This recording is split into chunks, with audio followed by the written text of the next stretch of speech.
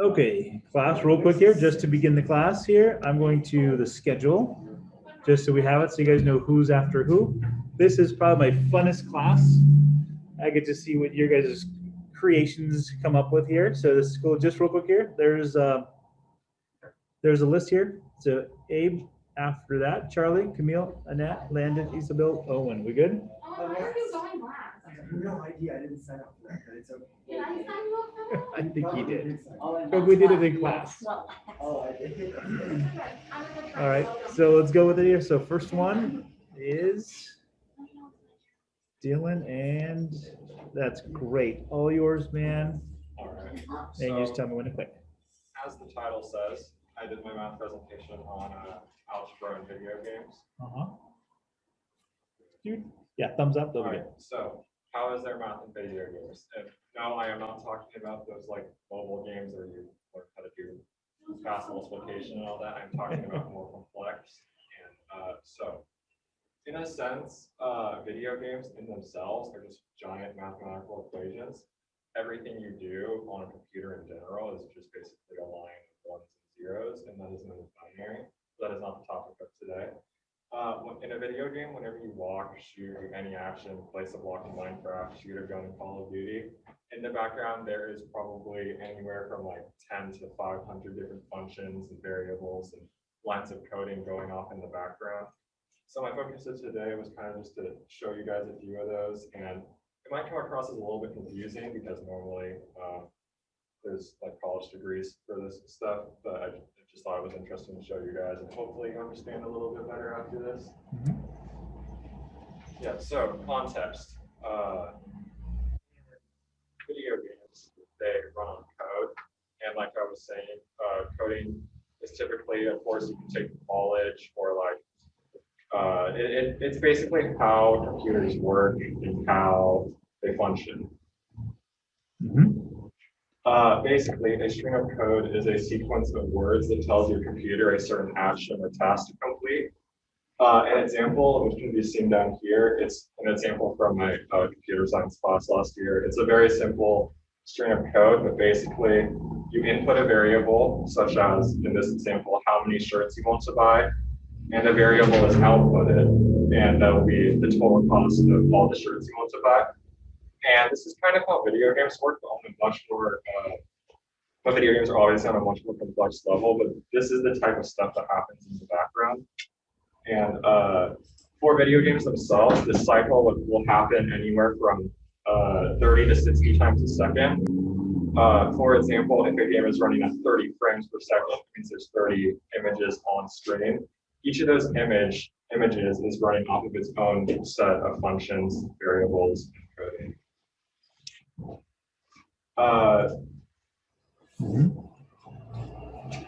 So my first example of a function in video games is one that is found in probably every single game, and I think also to an extent like gambling in casinos in Vegas, but that's not really my focus.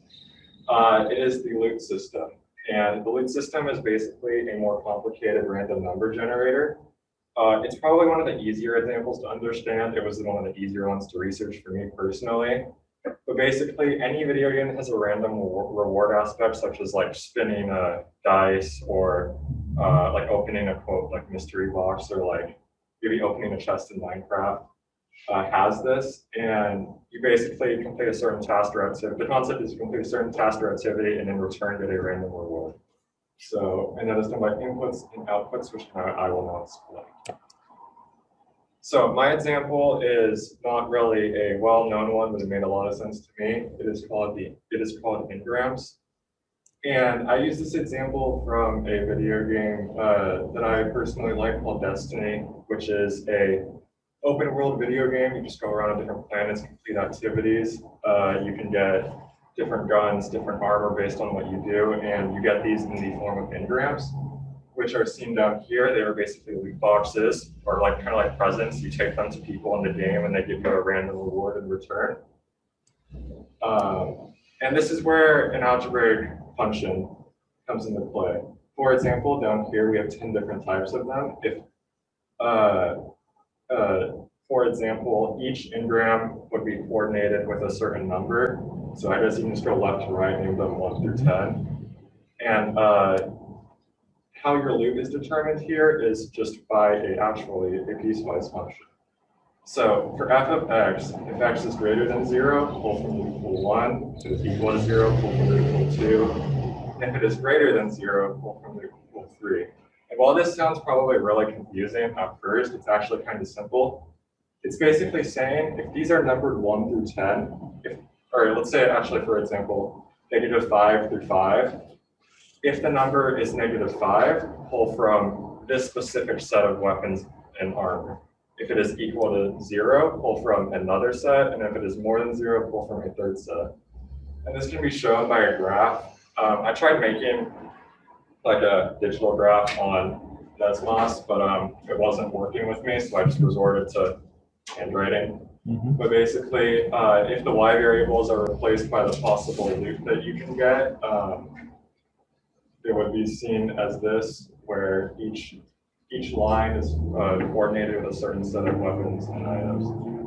And yeah, after that, each gun or weapon is given a corresponding number, and that is how your random guns and armor work in video games.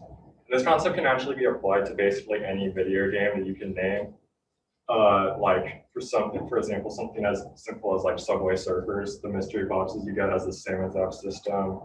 A Minecraft chest has the same exact system, or like care package and Warzone.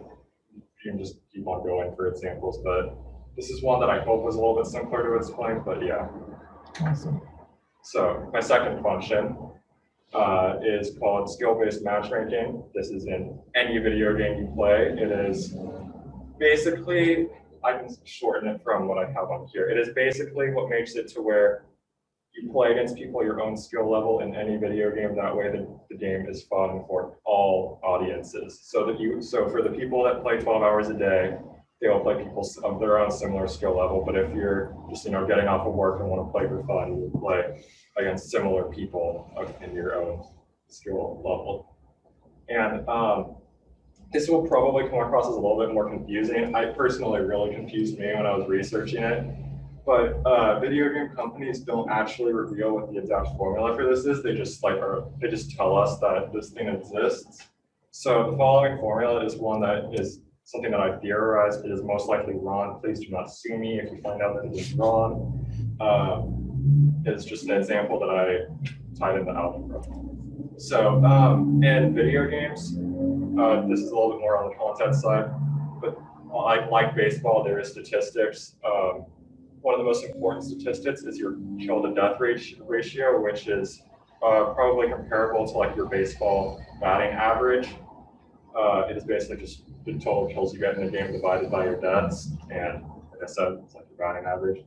And then that and another statistic, which is basically just your win-loss ratio or your win percentage, which is a very important stat in baseball as well. These are probably your two most important stats in video games, and using these two, you can determine someone's overall skill. So that is where the formula comes into play. So I used the example of someone named Timmy. I don't know why I chose the name Timmy, but it's just Timmy. So these numbers probably don't make sense right now, but I'll try to explain a little bit better later. Say Timmy has a 1.15 KD, kill death ratio, and a rank of 4. Assuming that the lower the rank, the better, and rank is based off of your win-loss percentage.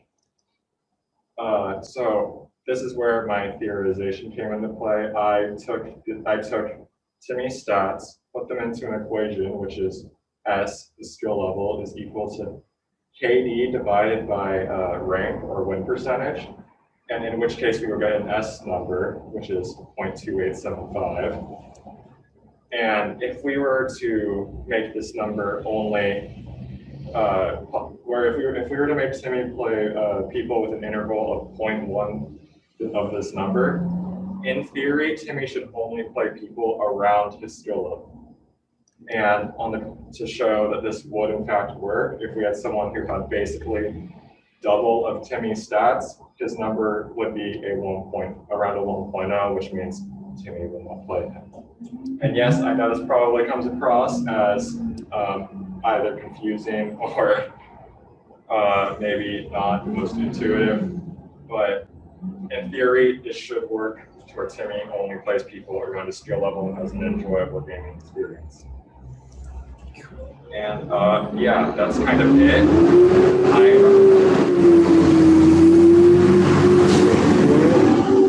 I originally had a third example that I was going to go into, but I realized as I was practicing this that it was going kind of far into the time range that we had, so I kind of just decided to stop.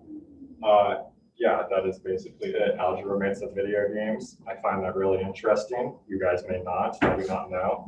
I hope I explained it in a way that kind of made sense to you guys. And yeah, that was all. Awesome. Thank you so much. I'm going to clap for that. That's cool. Great job. Can I not go after him? Please come back in here. If the person after you wants to volunteer, Yes. sure. Dude, I'll go. Honestly, mine Perfect, I'll go sucks. after you. I'll go after Ray. I allegedly turned it in. Okay. Oh wait, you are not able to go out. You I are am, staying. because this is public I- good, if so it doesn't didn't matter. work- Let me I check. can like email, I don't know. And I don't think we'll have time to do all of them either, so you might just go Wednesday. Let's see. Yeah. Okay. Charlie, do you wanna go? Perfect. And then after that, Camille, let me set it up real quickly here. Charlie, did you do yours on our phones? No, I did not. Good.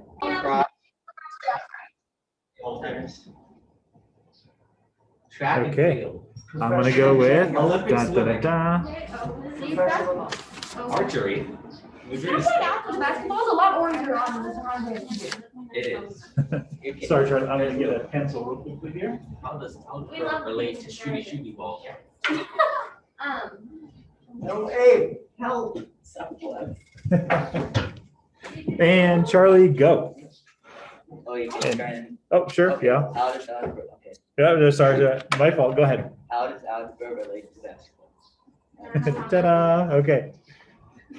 And so you want to face the audience as well, but at least kind of glance at what's over there too, yeah. So basically, mathematics is definitely used in basketball all the time. It can use to be find percentages and categorize one's performance. And basically, I think the main part about basketball is shooting the basketball, and there's equations that you can find to help find the players like percentage and likelihood of making the shot. Yeah, thumbs up and I'll do it. Thumbs up. Uh-huh.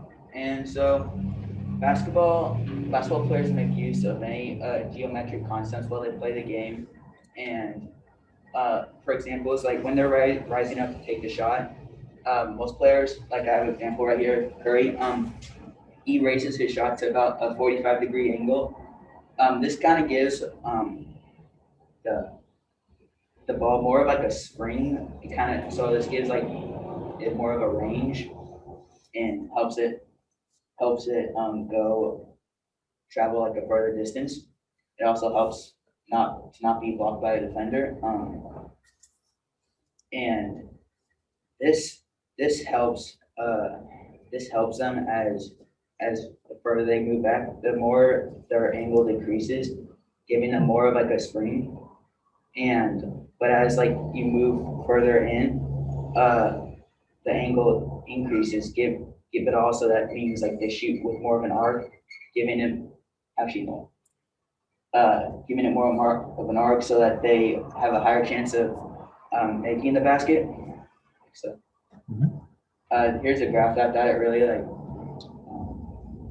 explained it well. See, here's like a shot where it has more of an arc, but since these like focus so much on using arc, they usually end up short, not having like enough strength to go in. This red one is also where it's more of a flat arcing shot, so it kind of tends to like lessen the chance of making it in. And here's like an example of like the higher the arc, the more chance it's going in. Here's like shooting it at like a 35-degree angle. You just have less of a chance, but also So you need like a balance of arc and strength needed to make a shot. Is that you move further back, you need strength and a good arc.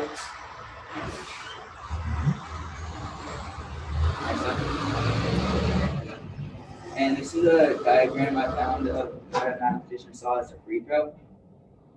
I had an equation. It's weird. I deleted it or something. But anyway, it had it plugged into the equation about how, depending on their velocity, like the velocity and strength and angles, it determined the chance of a basketball going in the basket.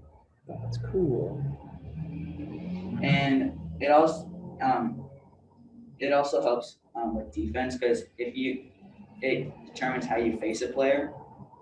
See, if you face a player like head on, it gives the player more of more space to like move around you, and like, but if you face him more at an angle and you can kind of bend him to whatever you want, like make him go a certain direction, forcing him to like almost play to your game, which helps you as a defender.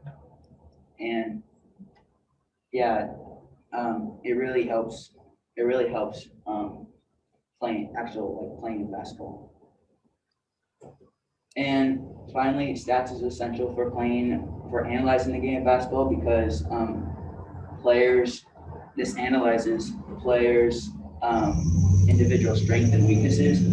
Spectators can also determine the value of a player and analyze their performance based on an individual performance or the performance of the entire team. It can also rank players depending on their performances, and it also helps get averages based like points per game average, and also find ratios like turnover to assist ratio. And these are some equations that I think really that people use to help like find these stats. True shooting percentage would basically just like the percentage of every shot you take. You can plug it into this function here. So it's like field goal attempts times 1.44 times free throw attempts, and then actually points then divided by that, and that's your true shooting percentage. That's one function. Charlie, can I ask you why the 0.44 in the equation? Because that was like the normal. That's like an average points for a player, and they were able to determine that's. I couldn't find like exactly why, but like they said something about that's like they took an average and they found that. Got it. Yeah. So it standardizes all the players. Yeah. Gotcha. Okay. And this is also another function I found. It's just more. It also takes the average of all your shots, but it also kind of separates which shots you take, because if you just take like a bunch of 2-point like close-up shots, and depending on if you take like a bunch of threes, which are far away, it kind of like this finds that percentage, but also they use this to determine the amount of shots you take each side. Awesome. Okay. And yeah. Awesome. That was cool. Thank you, Charlie. I forgot to ask the question here. Dylan, favorite video game? When you ask me that. Okay. Yeah, of all time, probably best game, but I mean, I've gone through different phases of different games. Okay. How about now? The best. That's okay. Charlie, favorite basketball player? Okay, cool. Awesome, nice. And I like the graphic. That was a cool graphic. What? I don't even know if I got submitted. Also, no, Mr. Lange has it. Yeah, I found it. It's very high right now. How come you'll do fine? It's good. Why would anybody give you a chair? I'm not doing that. I personally would go around with a couple chairs. It sounds fun. Okay, Kiwi, all yours. Well, flying airplanes and algebra Uh-huh. Also, before I start, mine is not as good as theirs here, just so you That's know. okay. That's okay. Go for it. You can go to. Uh-huh. Pilots use math on a daily basis. Mhm. So they use basic math, algebra, geometry, and calculus. Before you consider flying a plane, you need to like know basic math.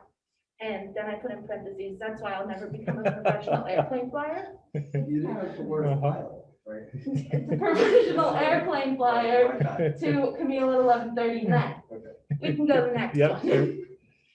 sure. They need to understand algebra so they can like measure distance and at like a quick notice. So if like something like a bird comes and flies in their way, they'd rather not hit the bird. They also got to do mental math really quickly. Mhm, mhm. And then one part of their job is to direct what altitude and speed to fly at, so they're not too low or going too fast or slow. Mhm. To stay in the air. Yeah, we can go to the Oh, next yeah. one. Uh-huh. They also need to stay on course and adjusting wind speeds. So if turbulence comes, they got to know how to like go around it. And then algebra helps understand how the variables of flight can be manipulated to plot course of using flight plans or radio communications. Mhm. And That's cool. yeah, that's literally it. And I put ducks on there. All right. Also, oh, and I'm not okay. Yeah, you're. Camille, you did great. You did Yeah. great. Okay, fine. Awesome. Yeah. Thank you. Uh-oh. Uh-oh. Uh-oh. Uh-oh. Flattening, but you're both on top. Yeah, that one's not. I don't think that's gonna work. Yeah. Hey, go. Oh, no. Come on, real quickly here. So, Camille, what made you interested in airplanes? What? What made you interested in airplanes? I have a really bad obsession with airplanes. I don't know why. I just love airplanes. Okay. And That's I am good. an airplane. Have you It kind of flown? started one night when I got no sleep, and then I came to school the next day, and I talked to Maddie, and I just became an airplane. That's cool.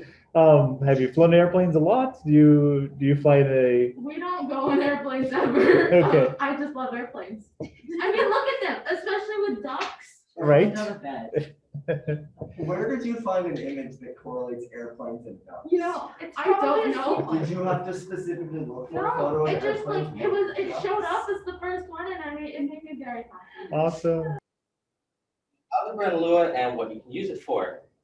These are just basic functions that are built into the Lua language, but the great thing about Lua is that because it's an embeddable language, you can really change every base aspect of it to fit your workflow, to fit whatever you need to do.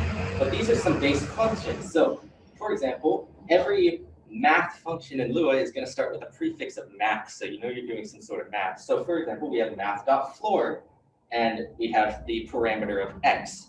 So this is the Lua equivalent of the greatest integer function. It's directly built into it. So if I were to input 7.8 as x, it would give me 7 as an output. This is useful for things where if you're trying to calculate based on how a player did in a game, you want to give them a certain amount of currency, but it ends up being a decimal and you want it to be a nice rounded number. You can use the greatest integer function or math.floor. Math.abs is the absolute value function of Lua. If we were to put in -7, it would give us 7 because it's the absolute value. And then math.pow is just powers multiplying by exponents. So go on to the next one. I wanted to give an example of what this actually looks like, and it's kind of hard to see. Yeah, it is. But it's cool. We're going to be paying attention to this line here, line number 44, which I tried to underline in red, but it's not showing up very well. I wanted to give an example of how I actually use math.floor. So in terms of Lua, I mainly focus on security because the hard thing about embeddable scripting languages is they're not usually very secure on the base level. So it takes, especially for games like Roblox, there are a lot of what are known as exploiters, which go in with their own programs and can directly change code, and we don't like that. So this is actually a small part of a 17,000 line piece of code that I wrote.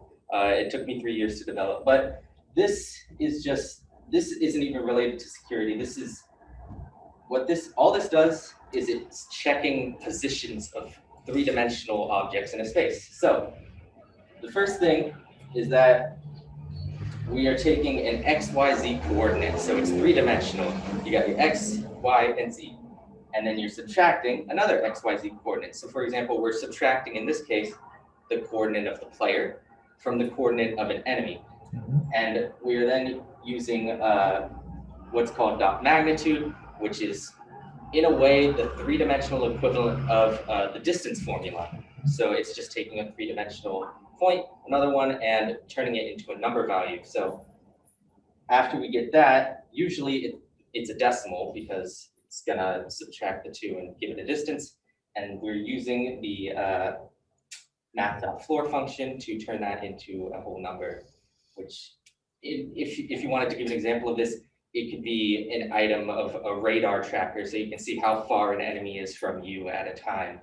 And a fun fact is that there are actually two types of XYZ coordinates known as C-frame and vector 3. The only difference being is that C-frames are usually directly referenced to players, and vector 3s are more towards objects. So C-frames change more often and they need to be more accurate, which is why C-frame is typically used.